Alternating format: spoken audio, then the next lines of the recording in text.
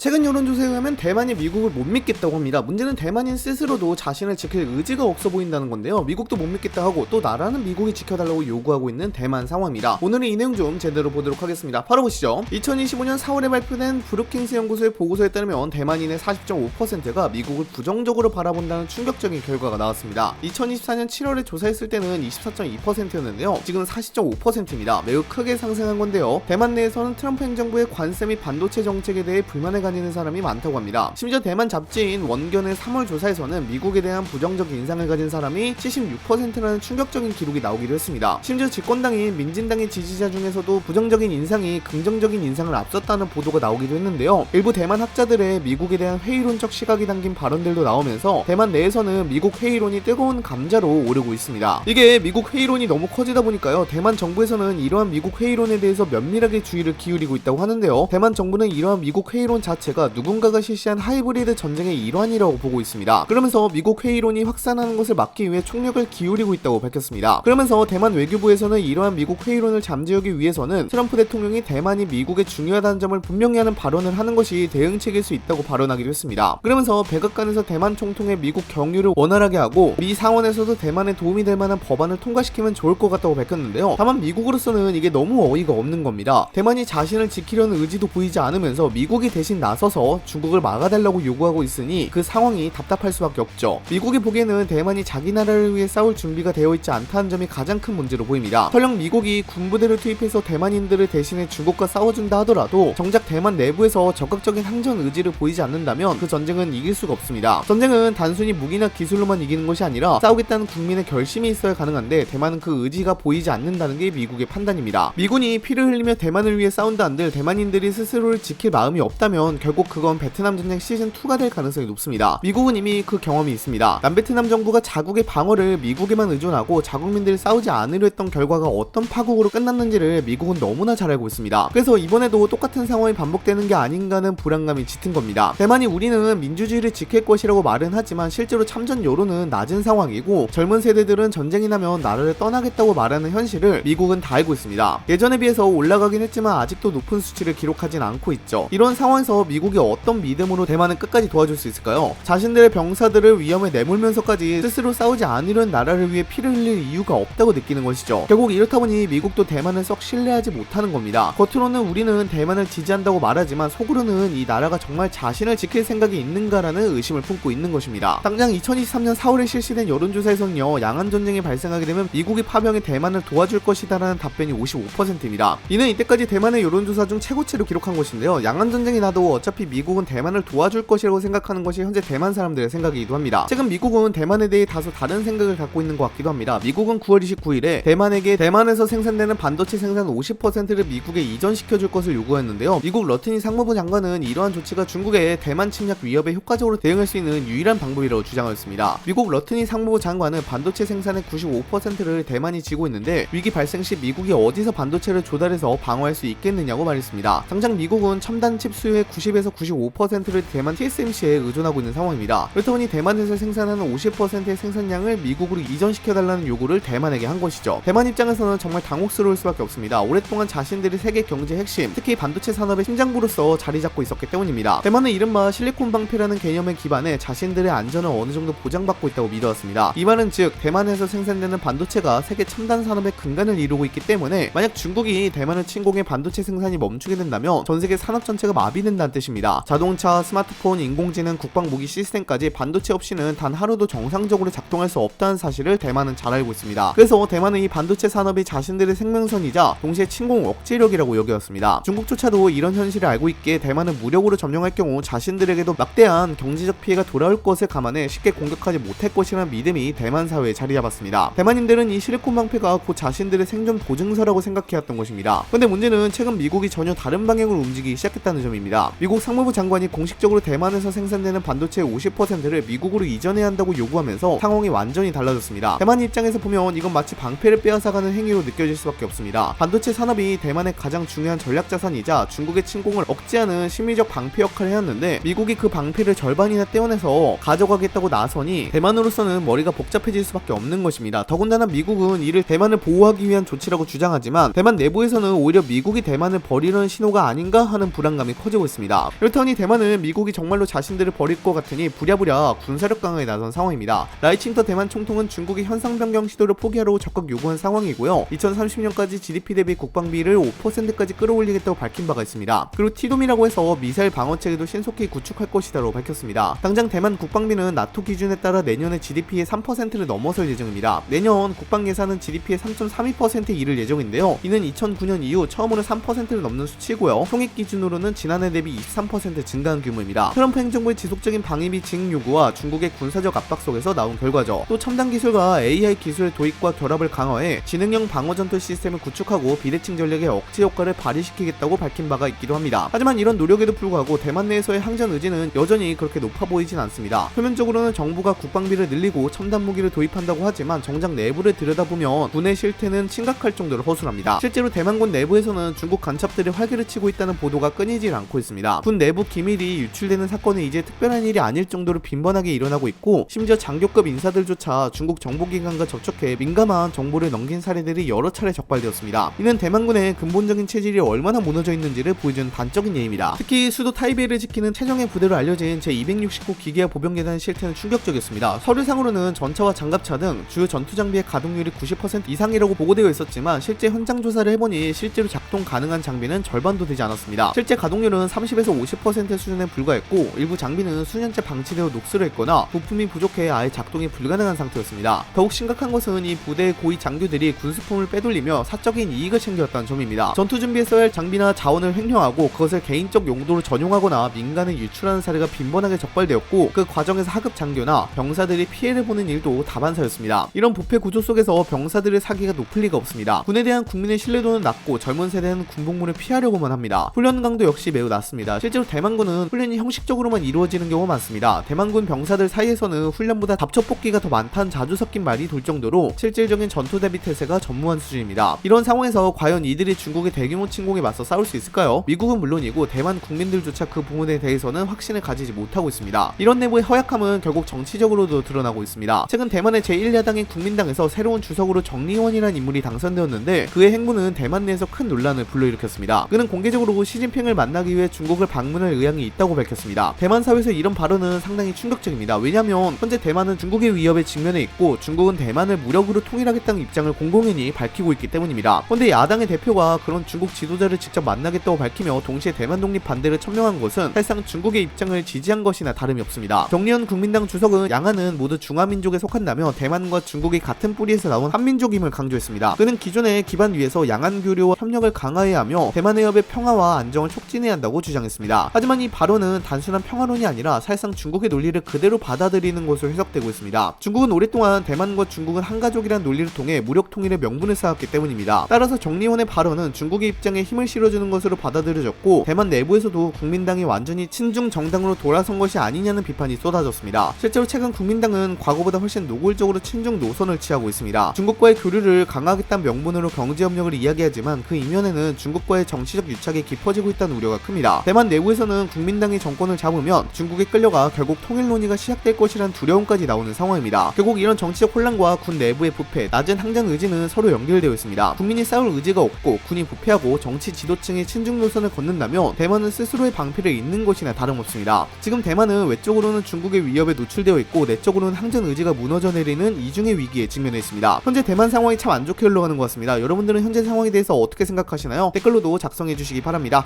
이상 영상 마치도록 하겠습니다. 감사합니다.